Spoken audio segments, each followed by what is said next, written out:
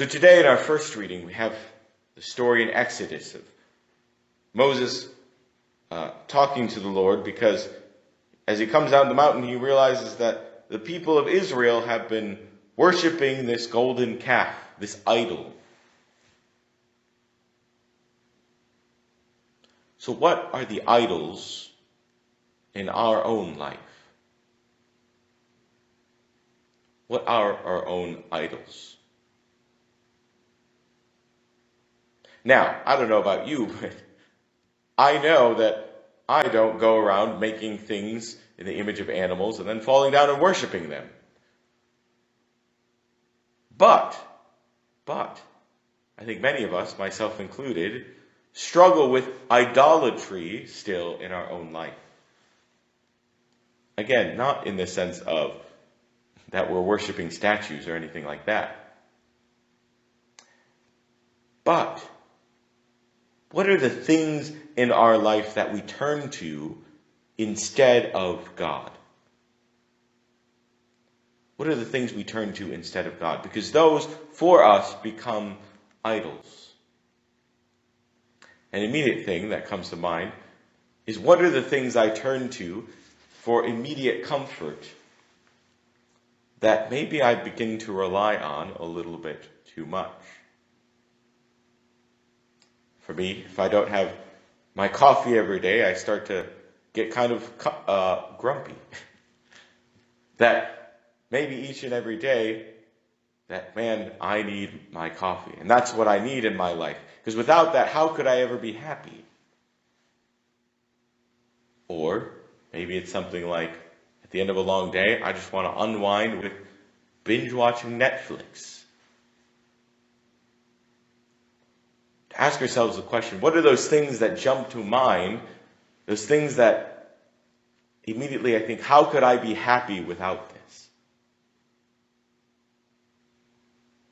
And you can take more serious and extreme examples. Our life circumstances, our particular relationships that we think, I could never be happy or fulfilled, maybe is a better way to look at it, without these things. When I was in seminary, we're often come face to face with the question in prayer, is God enough? Is God enough? Then in prayer that question would come up, that God's like, I give myself totally to you. Aren't I enough for you? And our answer many times is no. It's a question I came up with a lot, or an answer I came up with a lot to that question. No, God, you don't seem like you're enough for me. I know we teach and preach that you are the fulfillment of the deepest desires of our hearts, that you are fullness of life and joy itself, that you are infinite love. But no, you don't seem like enough for me.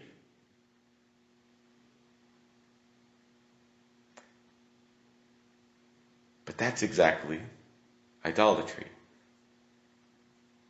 When God alone is not enough and anything else takes that place.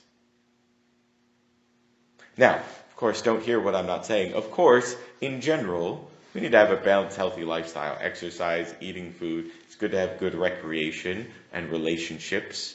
And we're made for those things. And those things were made for us, for fulfillment and happiness, certainly on one level. But how easily those things become the very things that we are about. And that's exactly why we have this season of Lent that we're in right now. Of what are those things perhaps I've become too dependent on, that have started to eclipse my relationship with God, that have started to become my idol, my golden calf, that I think I need this thing to be happy, that distracts me from God, that makes me forget all the work that God has done and is doing in the world and in our own lives. What are my golden calves?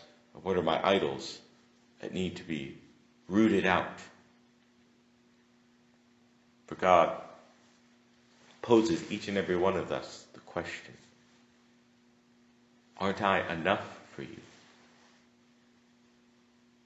And that we want to open our hearts to God, that we can say, yes, God, I do believe, help my unbelief, as one of the people say to Jesus in the scriptures. Lord, I do believe, help my unbelief. Lord, I believe that you're fulfillment of everything, but you're going to have to help me believe and live more fully into that you are worth giving up everything for, that your love is greater and more fulfilling than anything in this world that this world can give. Lord, help me to realize that the deepest desires of my heart, the deepest questions in my heart, the deepest yearnings in my heart for fulfillment, for joy, for a life of purpose and meaning, to be loved, only find our ultimate fulfillment in you. Amen.